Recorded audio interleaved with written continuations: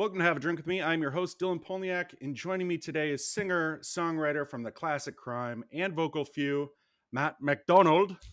Welcome to the show. That's a good Scottish accent, man. Good, good job. The ancestors would be proud. Thank you. Thanks for having me. Yeah, it's good to have you on here. And to go with the Scottish accent that I butchered, we're having a Scottish drink of scotch. Exactly. Yeah. No, when you first asked me to do this, it had been a couple weeks into my kind of fitness challenge that I did with friends where Hmm. we didn't drink. It was like sober October, but it was even longer. It was like sober October and most of November, and Yeah, and so I figured, the name of the show is Have a Drink with Me, and I better be having a drink if I'm on. So we postponed it. yeah, The first drink back is always going to be scotch because that's my heritage. So yeah. And we were both drinking them out of mason jars. yeah, You have a different reason for drinking it out of a mason jar. yeah. I walk to work. It takes me about 15 minutes to walk, and I realized I wasn't going to be at home for this interview, so I was going to stay at work, and so I brought the drink with me in a little a ball jar. I think my wife pickles things in this jar, so Oh yeah, I'm drinking out of Kerr. So it's either Ball or Kerr. I think it's those are the the only two Germans, I mason jar think. Yeah, companies. Yeah. probably. Well, hey, cheers. Cheers to you. What kind of scotch do you got? I've got Dewar's. Doers. Okay. Now I that's think it's the Irish. only Scotch. Isn't that an It's Irish? it's no, it's from Perthshire, Scotland. Oh goodness, what do I know about anything? Yeah, and it's the only only whiskey. It's the only Scotch I think I've ever seen sold in stores too. Really? Yeah, I went to Circus Liquor here in LA and They don't have couldn't any find like scotch? any Scotch. Okay, they would have Glenlivet. Everybody has Glenlivet. Oh yeah, they had Glenlivet, but Right. 12 years. I'm not looking to drop $60 on Right, that. right, right. Scotch is a little more expensive. Yeah. This is an Arbalor. I don't know how to say it. Cask conditioned 12-year Scotch that my wife bought me for my birthday, and I'm really, really proud of myself for not having uh, finished it yet because my birthday is Yeah. in May, and Oh normally wow. when I get the nice Scotch, um, it's gone fast. But I've been spreading this one out, so probably the 2 months off drinking helped. Yeah, for sure. So with Scotch, do you remember your first experience with it? Um, Gosh, what is that even? Yeah. I mean, the first Because time, it's such an interesting drink to get into. yeah, Because I mean, everyone who starts drinking is probably some shitty vodka, some shitty whiskey, and yeah, then you kind of move into bourbon, and then when you first have Scotch, it's like this is new. yeah. Like I would have had Glenlivet or whatever on an airplane, but I remember a very distinct memory I have is I was on tour when I was on my 23rd birthday. We were on tour with MXPX, Oh punk wow. band from Seattle, and they were a little bit older than us. And so for on my birthday, they took me out for a drink, and Tom Wisniewski from the band, he's a guitar player, bought me a drink of Lagavulin 12-year Ooh. Scotch, which was the first time I ever like really tasted smoky, peaty, powerful vegetable Scotch. Hmm. And I remember thinking, wow, that's like that tastes expensive and that seems cool, but that's like I wasn't like immediately gonna go drink scotch after that. I was like, well, that was nice. Thanks for the drink. Oh yeah. Yeah. Oh yeah, for sure. My first experience with it is I was getting my headshots done, Nice. and the photographer said, "Do you want a drink?" By the time we were done, and I said, "Sure." And then I tried it, and I was kind of thrown off by it because Mhm. I'm not used to that smoky taste. And then I don't think I had it for another 6 years. I Yeah. don't think I touched scotch for another 6 years.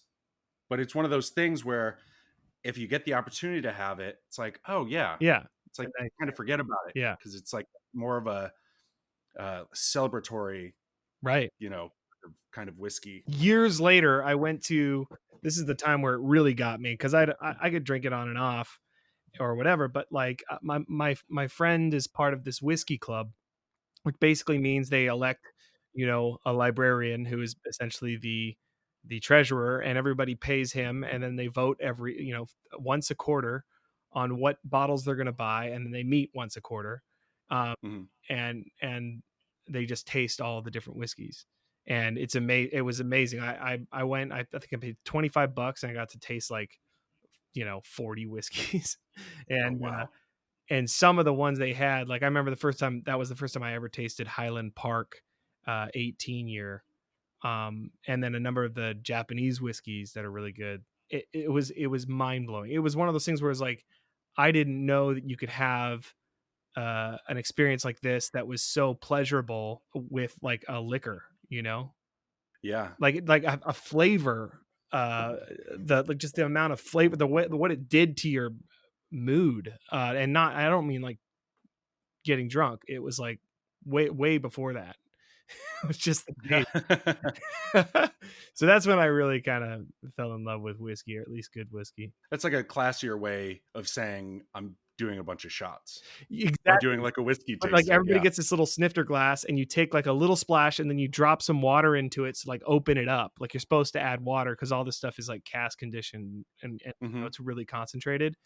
And the water, you add a drop and you taste it, and it tastes different. Than you add a drop and it opens it up more.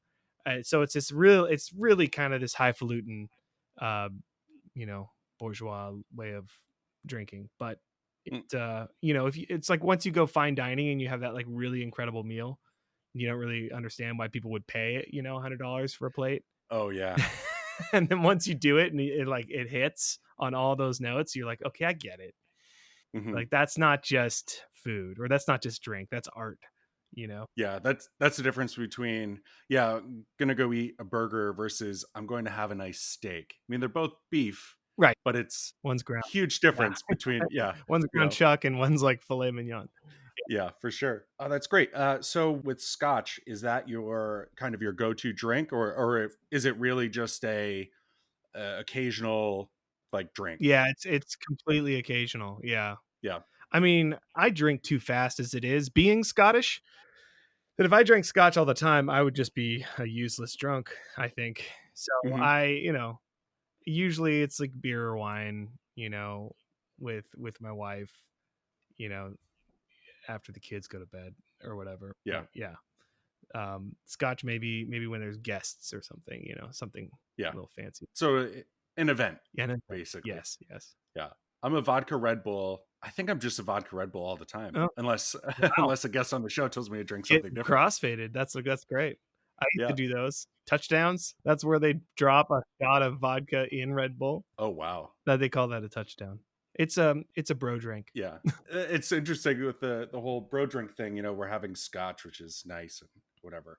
But sometimes it's just great to have a Jaeger bomb. Oh, sure, absolutely. You know what I like? A nice ice cold Miller Lite. Ooh. I like that.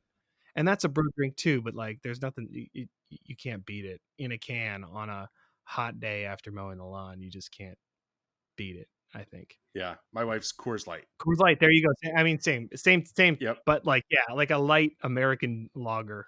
It has its place on the road. That's usually what we drink. That's usually what the beer that we get is the Hmm. really, because you got to hydrate. So got to keep Oh, yeah, that for sure. voice, that voice. There's a lot of water in there too. Yeah, Yeah. mostly, yeah.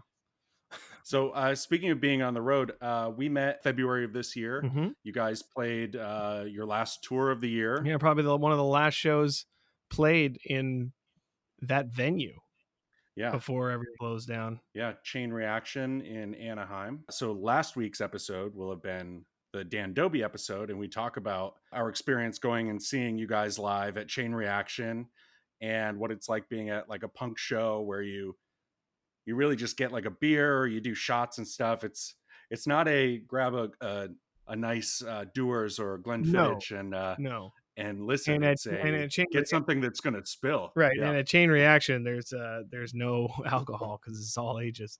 So Hmm. so it's kind of the bummer about that venue, but I guess it's great. It's been open for years for people who are underage, so it's good to have a place to go. But yeah, totally.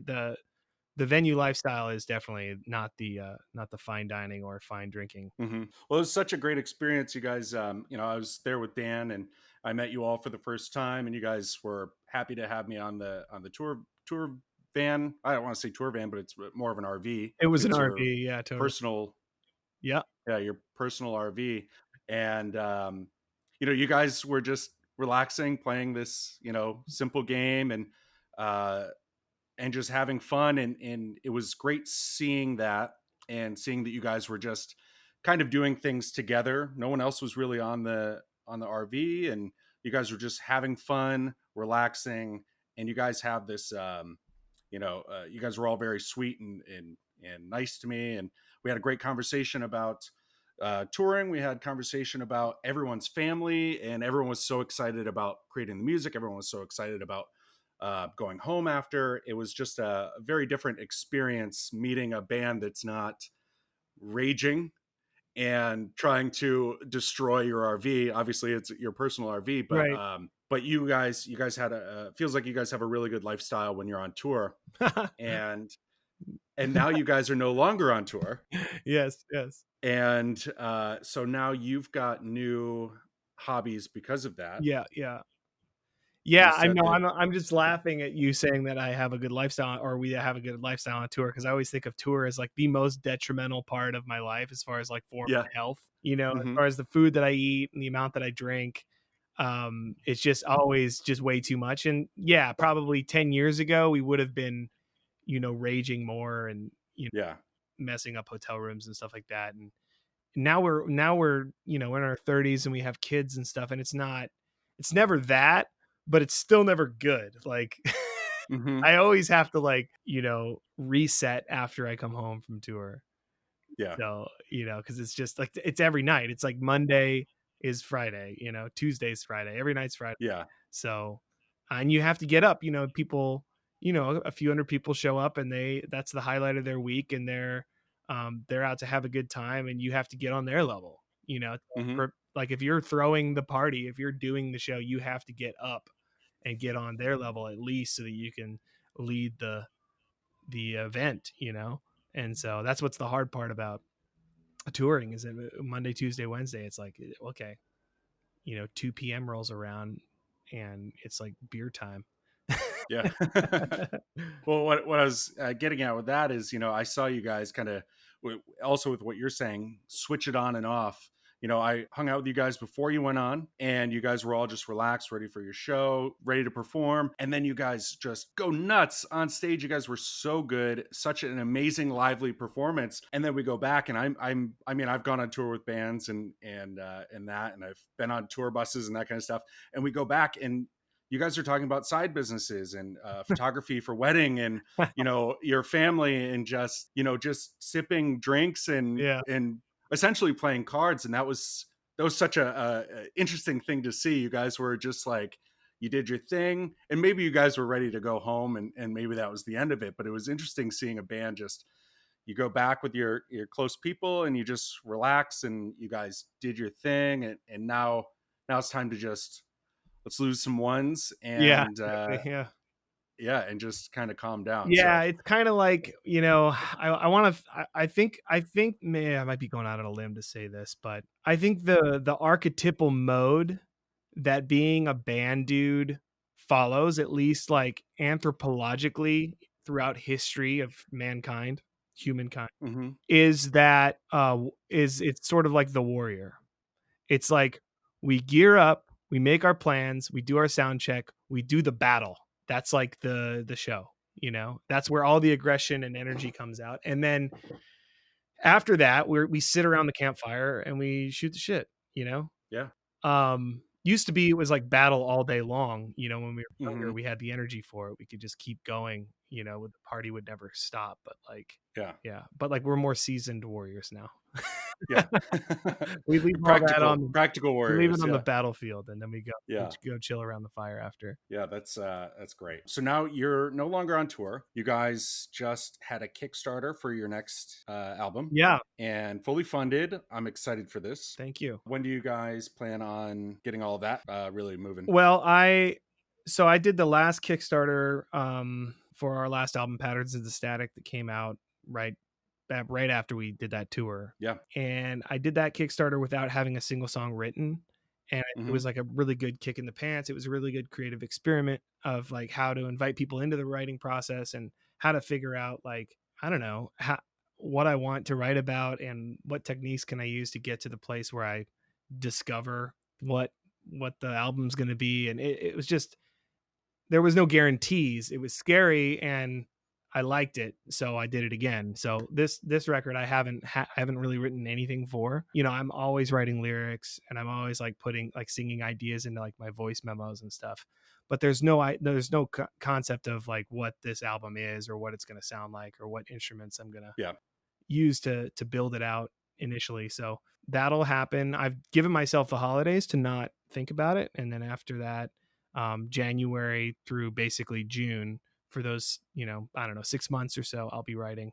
So, and then after that, it's going to be recording time, and then hopefully release maybe at the end of the year or early next year. So, Oh, great. or the year after that, I guess. Yeah. Yeah. So you're not touring. No. You're taking a little break until, you know, through the holidays.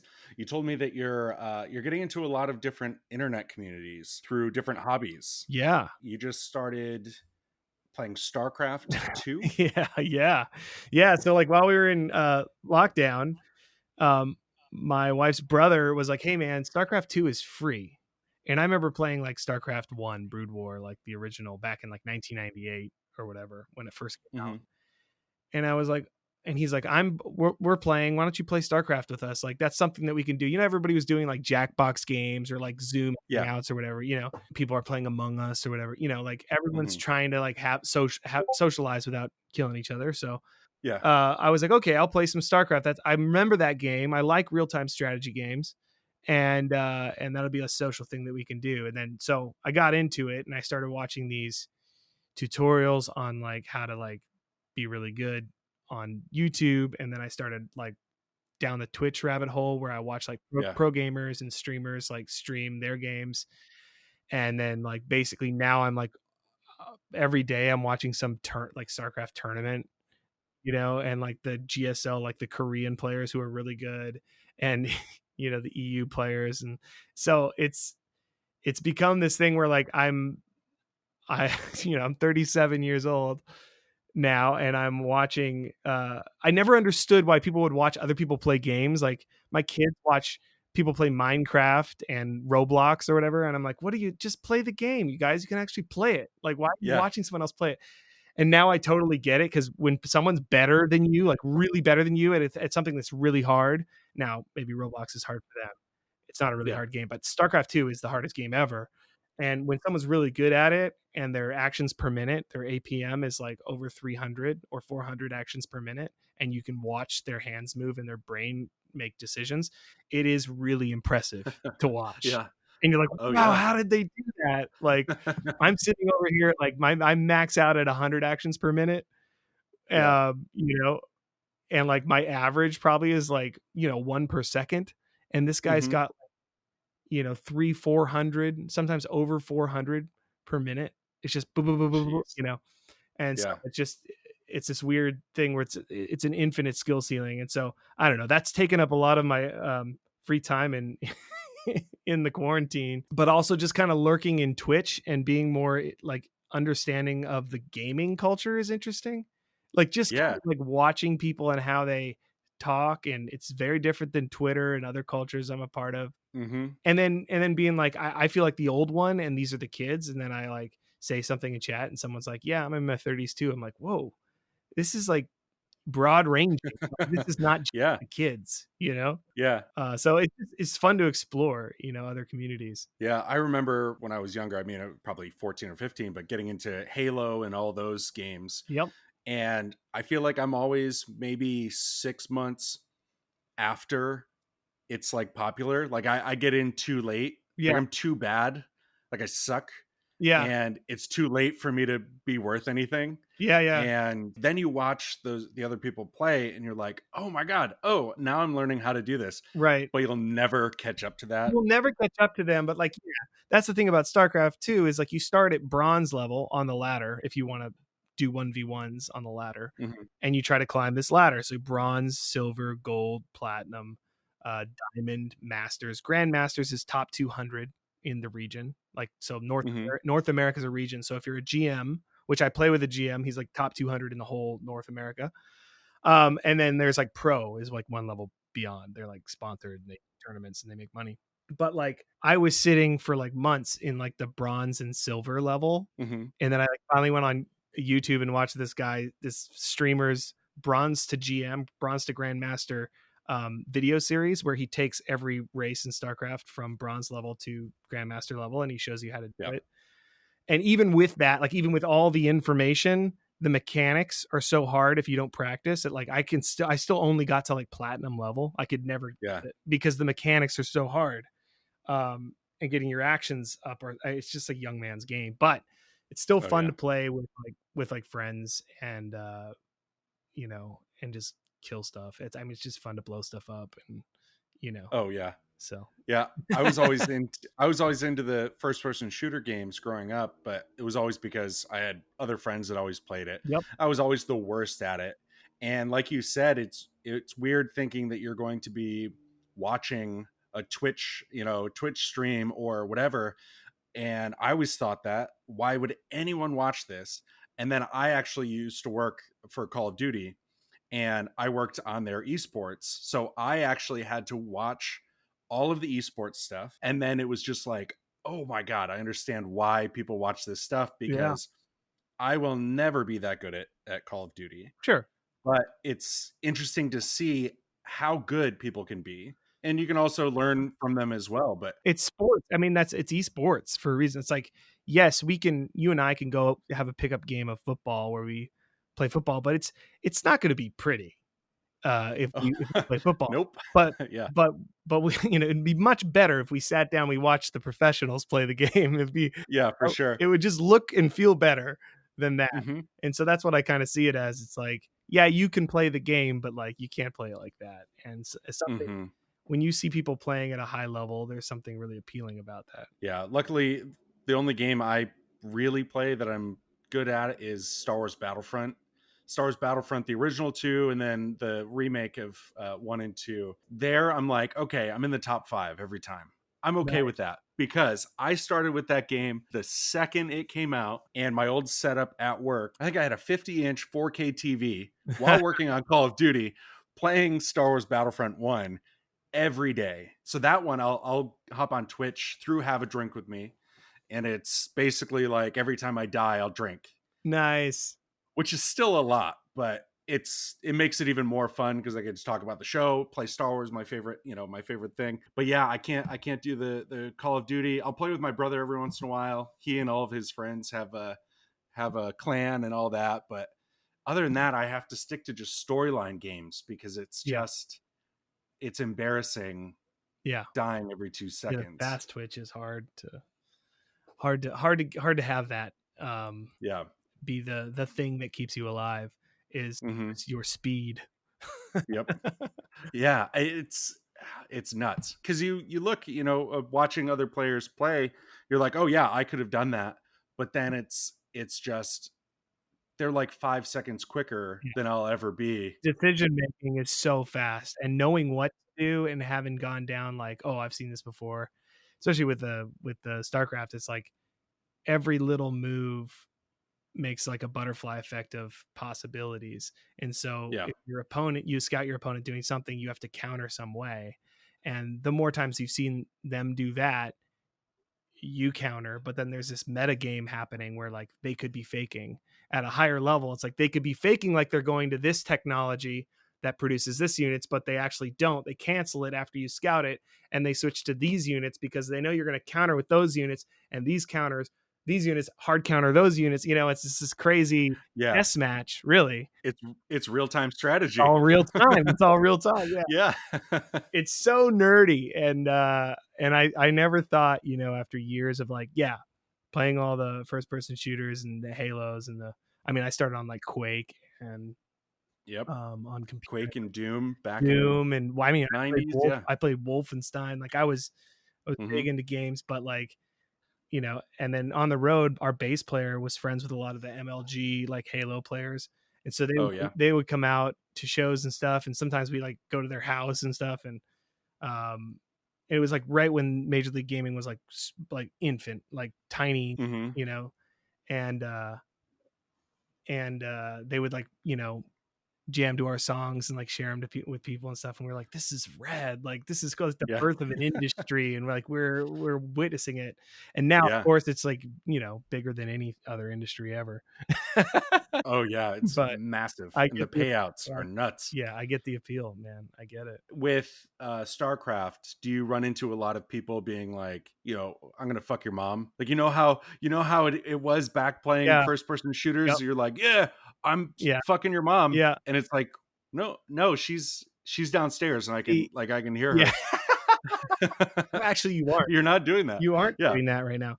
Uh, yeah. well, no. So the thing about StarCraft, and maybe it's kind of like a double-edged sword. It's not that social. Like when you are on the ladder and you're playing somebody, you can play a Hmm. 1v1, a 2v2, a 3v3, or a 4v4. But if you just get on the ladder and just um, go, you don't Yeah. know who you're getting, and so you don't actually have them in your headphones. And Oh, so great. if they so like because the algorithm will match you up with someone who's similarly skilled as you at Yeah. matchmaking ranking. And so yeah, they can type stuff, but every time they type, they're stealing from their APM, their actions per minute, to type Uh-huh. something to you in game. So So they're they're losing. losing more and more Yeah. of their time. Like they could be building stuff. Yeah. And so sometimes, yeah, if people get chatty, I just let them talk because I'm like, whatever, I'll just macro behind this. And you Yeah. know, so yeah, it's not that toxic. I mean, if you hang out in the chat rooms, I assume it is, but Oh yeah, I'm sure that's a dark place. yeah, Twitch chat can get toxic. But then people on Twitch seem to just ban really quickly. They just ban Hmm. you immediately, and mods ban you, and so they kind of self police, and it's kind of this, I don't know, libertarian dream world over there. They Yeah. just, if you're a troll, you're gone. So Yeah. yeah, I got to the point where I just had to embrace how terrible online, 12-year-old kids saying that they're, fucking my mom or that they're my dad or whatever. sure, You just have to embrace it at that point. And right, it's just like, I'm not good enough to rebuttal this child yeah, who's talking shit about my mom. I just have to be like, yeah, you know what? I yeah, hope you make her happy. yeah. And I And hope that, poor kid. yeah, Poor kid, like, what happened to him to make him, yeah, get on there and say things like that? yeah. Like, who did that to him for real, Hmm. in real life, to where he has Oh, to, yeah. talk about, doing it to other people because he's mad. So, Yeah. That started somewhere for yeah, sure. yeah, yeah, that kind of anger. And, who knows? Trolls, sometimes they just, like, I've been there when I was younger, like, you just want attention, or you want to be validated, or you just want to stir something. You just want to, Fuck somebody's mom. Yeah. yeah, you just want to destroy something beautiful, like the Yeah. Fight Club line, right? You just want to mess up something sacred. I get it. I get the vibe. Yeah. Yeah, I've really enjoyed the Battlefront community because I've joined them all the groups on Facebook and stuff, and everyone's kind of the same way where it's just like, hey, that was a great kill spree you had, and Yeah, and no one's ever just like, you know, fuck you, I'm gonna right. kill you, like you're a bitch. Yeah, It's everyone's just like, that was fun. We had a lot of fun playing this, yeah. and I did a very good job, and that's what I've seen. And so with Facebook communities or in groups, are you part of anything for gaming or anything else? Well, I used to be kind of more on Facebook. I'm not so much anymore, just because of time. Twitter seems to be Hmm. a faster thing as far as just keeping up with stuff. But like, yeah, I'm into like cryptocurrency and Bitcoin and Yeah, stuff like that. So I have a whole scene of people that I follow who are either shit posters or actual thought leaders or actual educated folks. A lot of people come to that with a lot of different ideas about the benefit of blockchain technology or whatever. And so yeah, like you get the people who are more political, and you get the people who are more financial, and you get the people who are just like, revolutionary, like tear the system down. So, and then you just get this crazy meme culture of people who are like, I don't know, uber, just don't tread on me memers. Uh yeah. Shit posters. yeah, yeah, yeah. It's interesting. It's just this weird blend of people, and it's interesting to see them all interact, and yeah, like I'm like barely dip my toes in it, Yeah, but I get to explore, I get to lurk, I get to just sit around and like follow people and be like, oh, What's he saying? Yeah. They don't know who I am, and I don't know who they, like I comment on their stuff and they're like, they don't, think anything of it, Yeah. so it's interesting. So if you reach out with any questions, are people genuinely helpful, or are they more just like, I'm going to fuck your mom? Depends on who. Yeah. It depends on who. Like if it's a shit poster, they probably want to say something snarky, which is Yeah. fine because then you like they post snark and you post some snark and then, or you just try to meme. It's just a bunch of memeing. You just try to joke on top, layer a joke on top of a joke. Yeah. And that's Twitter. That's more just platform. Yeah. Twitter's for jokes and liars. That's it. Yep. So that's kind of where I just follow some random people. And just kind of, I don't know, dip my toe in the water. But yeah, it's interesting how vast the internet is and how siloed it all is. Like we thought it was going to bring us all together, but there are some silos, man. Of Oh, like, yes. I bet in 100 years the English language, like we won't. It'll be like before, where you travel like 200 miles and they had a completely different accent than you. It'll be like that, but on the internet, where like they have all different memes, all different ways of like shortening the language, and they develop their own languages, and they can talk. Yeah. You can't even understand what they're saying.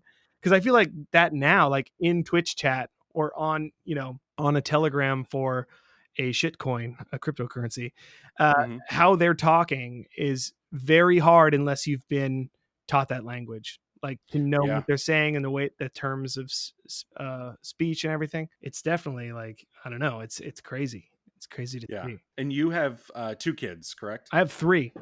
You have 3 kids. Okay. I have 7 nieces and nephews. Oh God, I thought you were going to say kids. I was going to say, what is wrong with you? No, I'm trying. Trying my hardest. Hopefully my wife doesn't listen to this. But I have 7 nieces and nephews, and I'm worried that I'm going to hit the point where they're speaking a completely different language that I don't understand, whether it be through memes or TikTok or whatever, and I'm not going to be able to keep up with it. And then I'm going to hit that point where I'm that old guy who doesn't get it, because you and I have both been in this position where it's like, oh, those older people, they don't get it. And it's so hard to keep up with shit. We had the first MySpace accounts. Like we were there. We were like cutting edge. We were like, this is social media. Like we were friends with Tom. Yeah, we were friends with Tom. He was in our top 8.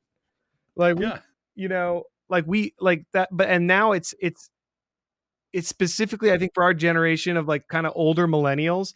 It is scary to think about the fact that like we could be like our parents, because the boomers had no idea what was going on. Mm-hmm. And when they moved in on Facebook, it was like they are like fish out of water. Like they just are posting the randomest stuff and like don't play slots.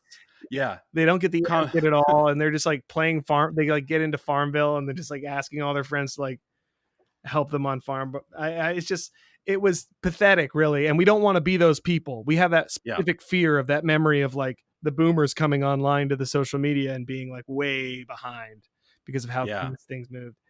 And we don't want to be those people. So I think part of me just exploring these communities is kind of like a little bit out of fear. It's curiosity, but it's also like, where's the world? It's research for the rest of your life. It's where's the world going? And also like, because I got on Facebook early, because I got on, these new technologies early, it really helped my career and my band. Cause I was like, oh, here, now we can bypass the middleman or the magazines, and we can just broadcast directly to the fans, and we can have a relationship that's like 2-way. Like they can say stuff back and we can say stuff to them. And that was super novel and really, really helped our ability to like maintain an independent career, like crowdfunding our albums. Like we couldn't have done that without Facebook. We couldn't have done it without social media. And so like, I'm always kind of on the lookout for the next thing that's going to help me continue making music, because that's really all I want to do.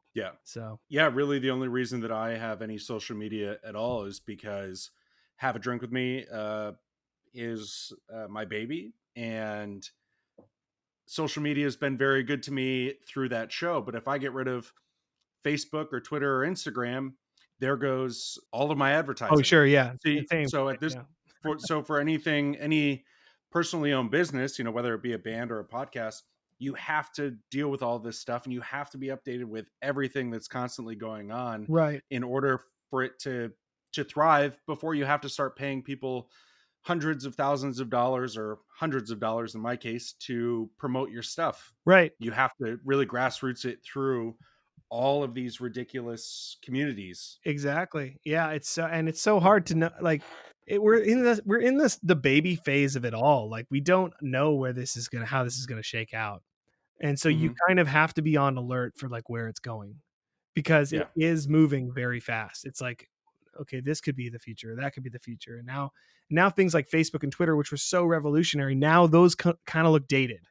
It's like, oh, Yeah. really? Like 200 characters, or oh, really? Like we're going to go like make a scrapbook of our lives online. Like all these things seem Yeah. really kind of like clunky and Yeah. in vintage now.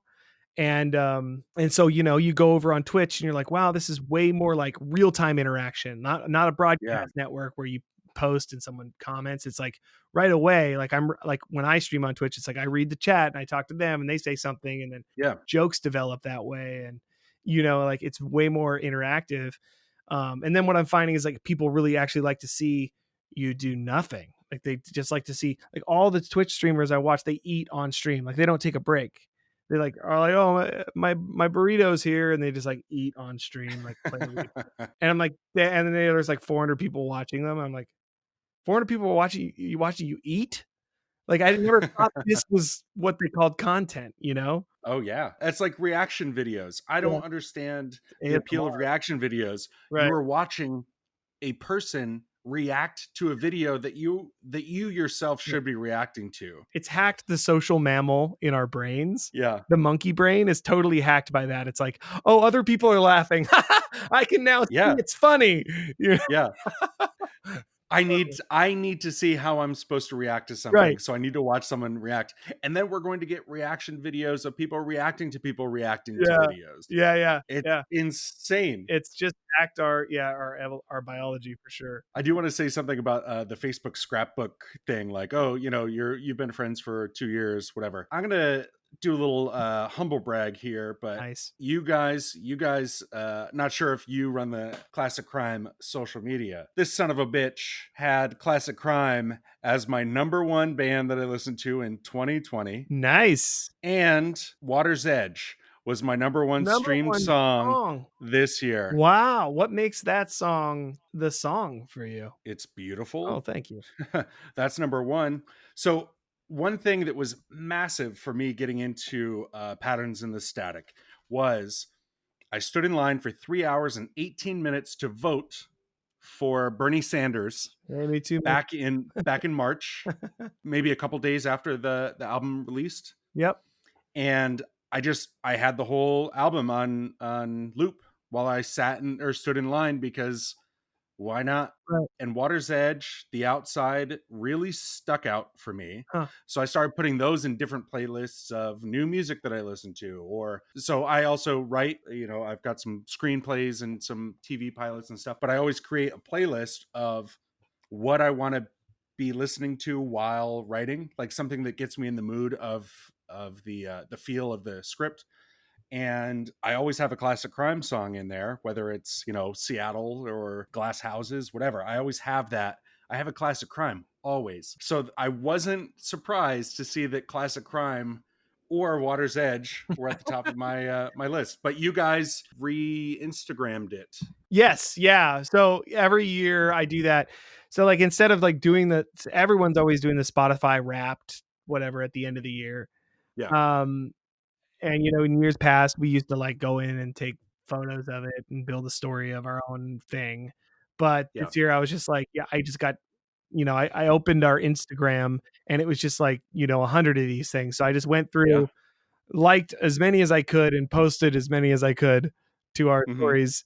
And anybody that had us as number one, I was like, yeah, we'll make sure that makes the story. That's this damn show. Nice. Amazing album. I mean, I listened to it before we hopped on this call because it's part of my daily rotation. Before I woke up is the new song in my quote unquote screenplay soundtrack for this new thing I'm writing. You can actually listen to lyrics while you're writing. Hell yeah. I can't do that at all. One thing that I've always done. So I've been writing for 6 years. What year are we in? 6 years now, 6 or 7 years. What I like to do is I also a web developer, graphic designer, illustrator. So I get a playlist of songs that really make me focus, and I'll have maybe 10 songs on a loop. And I think it tricks my brain into thinking that I haven't spent much time on this activity because I hear the same songs over and over, Right. which makes me not really want to take a break. Obviously, I'll pee and eat and drink, but I get focused. So I think I hear songs so many times that I already know what they're saying, and it's just already in my head. Right. So while I'm writing, it's not that big of a deal. Like I can Hmm. listen to podcasts while developing a website. So that's full keyboard coding while also listening to, you know, Rainn Wilson tell me about how he's the bassoon king, whatever. So Right. I can somehow listen to music, listen to lyrics while doing something that's involving me actually typing stuff out. I mean, there's multiple times where I'll stop and I'll be like, yeah, I get it, Matt. Yeah. Yeah. And then I'll come back to it. Or You have good transitioning skills. yes, I'll say that. Yeah. Good transitioning Yeah. skills. Classic crime. I- 2 years in a row, my number one Nice. Spotify rap. Awesome. Well, that's good. No, that's the number that I was actually most happy about seeing. Like, I don't care how many minutes someone listens to us. Like, your record was streamed X amount of times or whatever. It Yeah. was the amount of people who had us as their number one. And Yeah. you know what they always say is like, you need 1,000 true fans, and then Mhm. you're golden or whatever. Well, we had Yeah. 1,700 people who had us as their number one this last year, and I was like, that's amazing. What do I win for For being being one of the one of the 1,700, 1,700? Yeah. I warm get to interview you, I guess. warm feelings. Yeah, I don't know. I mean, that's the beautiful thing about it, is that with such, like, we're not a big band. That's the beautiful thing about the internet being so vast and often siloed, is that these little communities can pop up and be self-sustaining. Like Yeah. like the people who like the music I make is a tiny, tiny community. And we're never gonna like sweep the globe and, like, and be this like mega thing, because it's just not built. It's not built for that. It's not built for mass consumption. But the fact that it can continue in this small community where it slowly invites some more people in, Yeah. by word of mouth or whatever, but the music itself is being made and supported by this small group of people. That's Yeah. the thing that's like the coolest thing about technology, I think. Just allowing Yeah. that to happen. Yeah. So I've only seen you guys live this one time that Dan Dobie and I went, and it was it was a little interesting because I mean I've listened to you guys since 2011. Right when I moved to Los Angeles, I started listening to classic crime, and you guys popped up on Pandora, and it was the acoustic album. And I was listening to it, and I was like, I fucking love this. And I had it on repeat over and over and over. Nice. And I always talked about the classic crime. I sound like a little fangirl. And you know what? If you want to sign my tits, you can. You can be a But, fanboy if you want to. Whatever you want. and I always told people, yeah, classic crime, one of my favorite bands. And I never knew another fan of the classic crime. Not saying you don't have any fans, but No. but then finally I got to see you guys live, and I was like, these are my people. Yeah. This is amazing, because you guys had an amazing turnout in Anaheim, and everyone was just Yeah. I love seeing a band live and realizing I haven't seen them live enough, because the audience knows when to do like a certain shout or a certain cheer or Right. a clap or a woo. Yeah. And like hearing that, it's like, oh my God, this is amazing. What a great community to be in, of like Yeah. this this band that I love. I'm with a bunch of people who also love it, to the point where they Yeah. know when they're supposed to shout during a live show. Yeah, back to Social Mammal. It's like we all kind of agree on something, and there's a glue that kind of holds us all together. Like, we all think this is good, or we all like Yeah. this in some way. And so like we can all kind of get along around that. Mhm. That can unify Yeah. the community. So that's the same thing on Twitch. Like when we stream on Twitch, it's like in the chat, it's a group of people who are tuning in because they care about the same music. And music is like it's a big part of people's lives. It's a big part of my life. But If yeah, someone likes the same music I like, I have a lot in common with them often. yeah, We can hang out for sure. Uh, yeah. I don't think I've gone a day in my life since I was 15 without hearing a song every single day, hmm. without listening to music every single day. 100%. I've listened to a song at least once every day. And I don't know many people like that. I know people who just love music, but I'm like on my lunch break, I'm ready to hop in my car so I can get my playlist going. I don't Wow, care what I'm doing. Today was going to buy scotch for this nice. episode, but I before I even start my car, or well, I start my car first. Obviously, that's the first thing you do. Then you put your seatbelt on. That's the second thing you do. Right. But then, you know, immediately put Spotify on, and I'm like, okay, my playlist. Let's do this. And I don't know too many people that are that anal You about curate your own this playlist. is my moment. You don't let them recommend it. Like you kind of get recommended, and then you add it to your own playlist. Is that how it works? So I've been basically just a Spotify boy. I think that's what they would call me Sure. since 2015. Spot a guy. And spot a guy, yeah. Yeah, I'll spot a guy or two. Yeah. And they do like a every Monday new music playlist Right. based on what I listen to. And Okay. I found amazing music through that. I still listen to a lot of what I listened to back in like 2001, 2002, like when I first really got into the music that I love.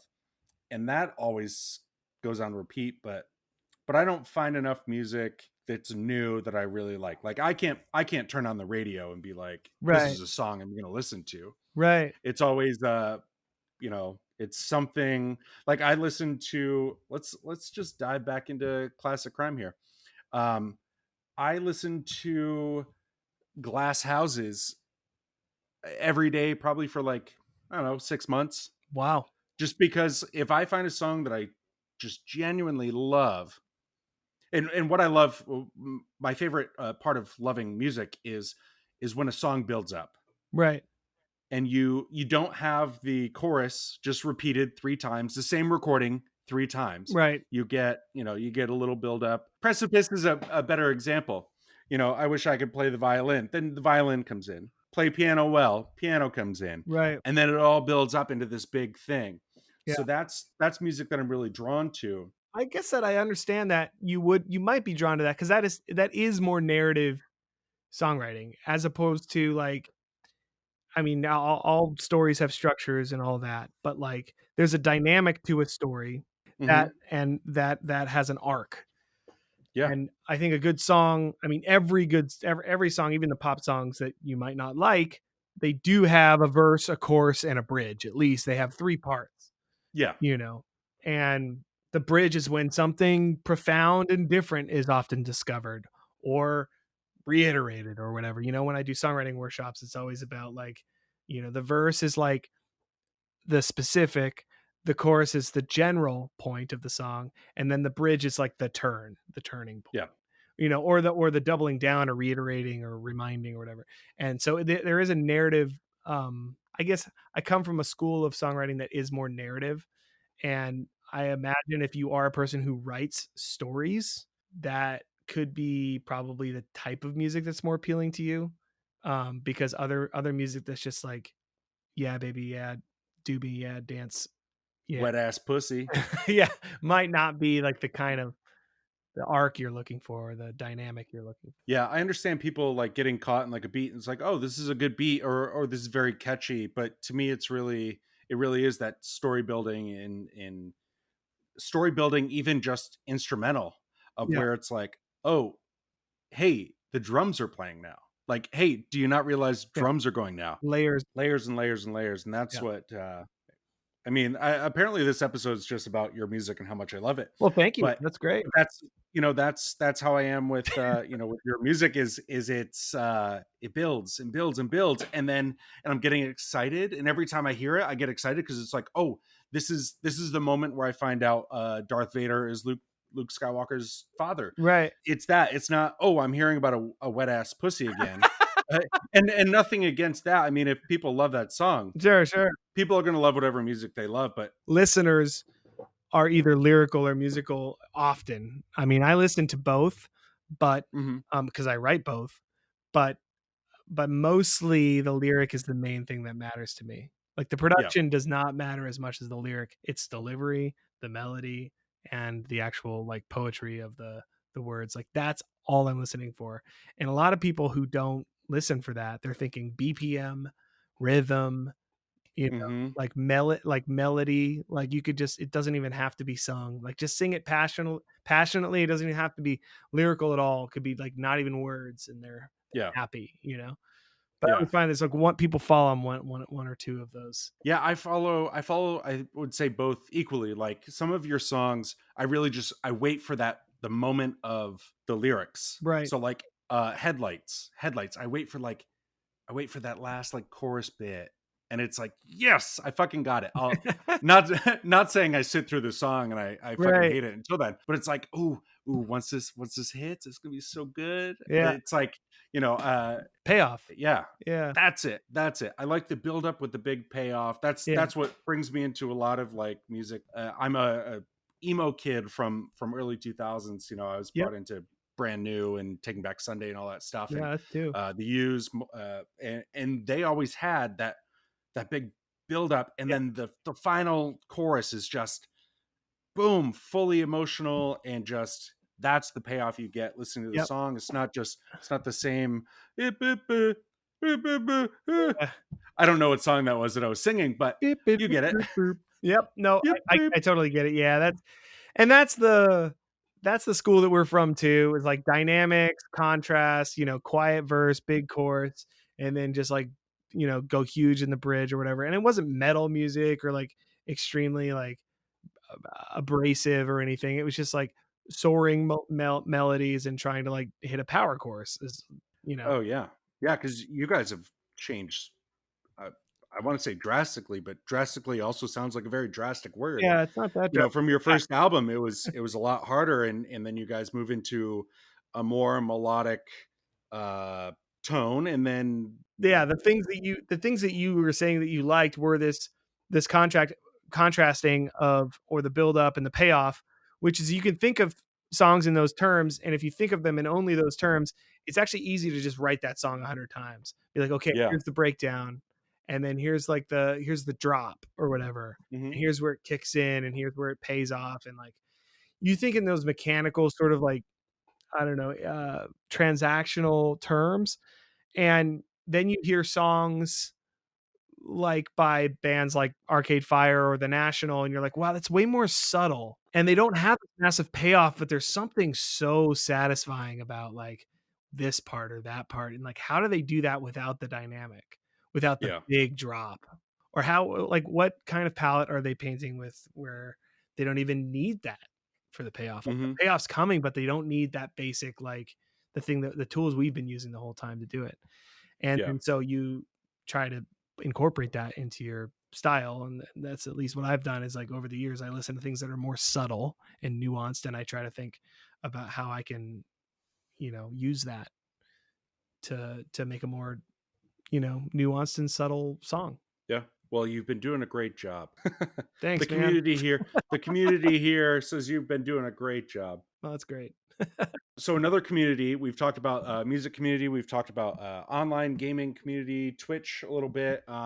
You've also gotten into powerlifting, you said. Is there a community with that you follow? No, I don't. I don't think there will be either. I just have a friend who lives nearby who in the pandemic started like basically built his own home gym off of like out of like scrap stuff. Like he would just, Yeah. different plates and bars, and he like make it all work so that it, he built his own bench and everything. And he was like, "Hey, do you want to work out?" And I was like, "You know what? I actually do need to. Um, Yeah. I'm not good at it, and I don't know what I'm doing, but like, sure, I'll come over." And so he just started texting me. He's like, "Hey, man, bench today at 5:30 or whatever," and I'd be like, "Just show up." And he would just Yeah. he's like, "All right, let's see where you're at, and let's look at your form, and let's see what's going on." And he just put weight on the bar and just basically coach me for free. Hmm. So I was like, Yeah. well, if this guy is an asset, like I'm not paying him, and he's friendly and he's taking care of me. So I just started hanging out with him more and more, like 3-4 times a week. And now I think I kind of understand it. Like I understand why people work out and they're addicted to it. Like Yeah. it feels good. Like when my muscles are sore and I can feel them, and I'm like, whew, I like that. It's a good feeling, Yeah. So yeah, I've been doing that. I don't know about the community aspect. Like I'm not gonna like watch the competitions, and Yeah. watch guys Yeah. Yeah. lift and stuff, because I'm not really even about being big or like caring about. I just like feeling good. Oh yeah. I don't know. It's very interesting to me because so I did pro wrestling. I trained to be a pro wrestler for 9 months, and I loved it. Same thing, you get thrown on your back, and then the next day you're all in pain, and Right. but it's good. You hurt, but you realize your body is like, hey, you're doing something about this. Yeah. Like it's a good Yeah. pain. You know that you're Good. going into the steps to make your muscles stronger. Right. Everything, your mentality, your brain, everything's stronger. I had to quit because I got in a car accident. But in the pro wrestling community for the place that I trained is amazing. Hmm. A lot of support, everyone very, very much like backing you. That's a community. Powerlifting and just, strength training, that kind of stuff. I don't think there's a big community for that. And I think there should be, where it really is like the guy you're working out with. There needs to be more people being like, hey, let's do this together. Yeah. Let's do a challenge. Let's do 100 push-ups today. I don't feel like there's a community You'd like be that. surprised, man. There is he's really into it. Like he has got, like, he's always mentioning guys' names that I've never heard of. Like, you should see this guy lift. Like, he's so strong. Like, he does this, he does that. Like, you can pull up YouTube videos of these guys breaking world records. Yeah. In the basic, like, bench, deadlift, squat, power clean, or power, clean and jerk or whatever. But like, deadlift is like the ultimate for power lifters. And so like, guys that can deadlift a lot are kind of like, they're seen as like the strongest men on earth, you know, Yeah. which is funny. But he like, they have competitions where like anybody can sign up and, try to place high in their weight and age division or whatever. And there's people that work out and diet and go hard, for like as a hobby. Like, they don't get paid for it, Yeah. just to show up to these competitions locally and like, deadlift 650 pounds, try to win it. Yeah. I want to find like a Reddit community where it's like, if you don't do 100 push-ups today, I'm gonna fuck your mom. Like, I need that kind of motivation. I need a video game community mentality Oh to man, force me to work out. I love that. The theme of this show is just people Fucking fuck your moms. threatening to fuck your mom or claiming they have fucked your mom. Yeah. And I need someone to genuinely just be like, Dylan, do your 10 or your 1,000 steps, do your push-ups. Or Um else or or I have I'm your your new mom. dad. I have your mom here. Literally. Yeah. If you don't finish your 20 minutes of yoga today, I'm going Yeah. to send you an email We that you're mean, going to regret. threats are, threats are a thing, and those are motivation. But I honestly feel like, going back to the other theme, other than fuck your mom, like that, of like social mammal and social mimicry, like Yep. just having somebody else interested in it and texting you about it and Yeah. doing it with you, that is like accountability in a way where like you will do it. Like, Yeah. I did not feel like working out, and then he would be like, "Hey, you good today at like 5:30?" And I'd be like, "Oh, well, I can't say no to him, like he Yeah. needs a spotter." Hmm. He will He doesn't die if actually you need a don't help spotter. him. Yeah. He's really strong. He doesn't need me at all, but like, part of me is like, I have an obligation. Yeah. Like, He's going to get weaker if you don't show up. yeah, well, like, yeah, like, he's reaching, like, just socially, like, he's reaching out to me, and like, Yeah. we both have families, and it's like, it's really hard to like reach out to another man who has a family, and like do something. So Yeah. you just feel more obligated. And so when you get people like, yeah, fuck your mom might work, but what I'm saying is like, just getting people committed and just kind of saying, hey, we're going to get better at this together. And Yeah. then having them text each other and be like, hey, today, let's do this thing. Like that's Yeah. motivation, you know? I feel like the internet should be that way with most communities. Like, Right. look, you want to be better at something? Okay, you're shitty at Call of Duty, but hey, just so you know, check this out. This is what I did. It's Yeah. going to make you a little bit Well, better. and that's the thing. That's the one thing that I like about StarCraft 2 is that if you don't like losing, you're never going to get better. And so there is this teacher mentality of like the people who were pro who didn't want to fight at that level anymore. So they like turned around and there was like, hey, I'm going to do a stream and I'm going to tell you how to lose with dignity and respect and focus on just one part of your game. And even if you lose, if you do that one part well, it'll be a win. You know, like Yeah. they're like really being like the wise teachers of like how to improve at a game. And granted, Yeah. it doesn't mean anything, but like just mastery of anything is such a self-esteem booster. And Hmm. you've got nothing going on and the world is locked down and you're the type of person that needs to master something really difficult. Yeah. You can take up carpentry, you could take up basket weaving, or you can take up StarCraft 2. I'm just saying, StarCraft 2, it's free. Download it. It's the best game in the world. And Matt and I are going to motivate you through the whole thing. Yeah, we're gonna tell you. I'll tell you the people to follow. Yeah, watch Vibes Bronze to GM on YouTube. He does a really good series every year where he takes all the 3 races in StarCraft from bronze level to grandmaster level, and he shows you how to do it with very little skill at the beginning, and then you add skills along the way that make you a better player. And just that mastery, that yeah, I don't know, just getting better at something. It's just such a good feeling. Yeah. And if you're trying to build a bench, check out Bob Vila. Home Again with Bob Vila. He's a good motivator. He's going to help you through this. Wait, Not sure if he's on YouTube, but would be though. he should be.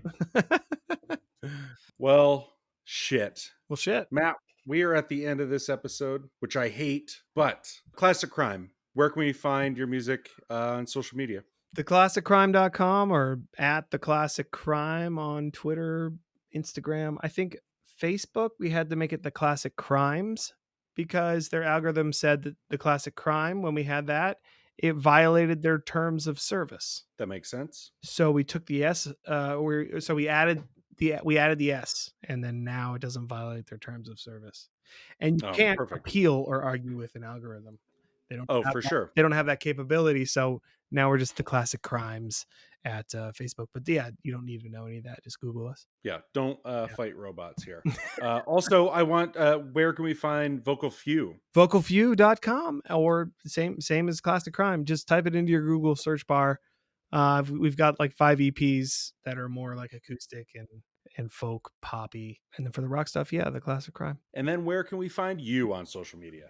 I'm at Matt MacDonald is on Twitter and Instagram. That's basically it for now. Or you can follow The Classic Matt on Twitch. I'm streaming songwriting sessions from this room that you see me in right now. Coming up in January, I'll be trying to write a bunch of songs here. So on Twitch. Perfect. Well, Matt, thank you so much for joining the show. Thank you. Thanks for having me. Anytime. For our listeners, subscribe to Have a Drink with Me on any podcast fucking thing. Apple, Spotify, Google, we're everywhere. Follow us on social media at HADWM and check out our store, shop.hadwm.com. Thank you for listening.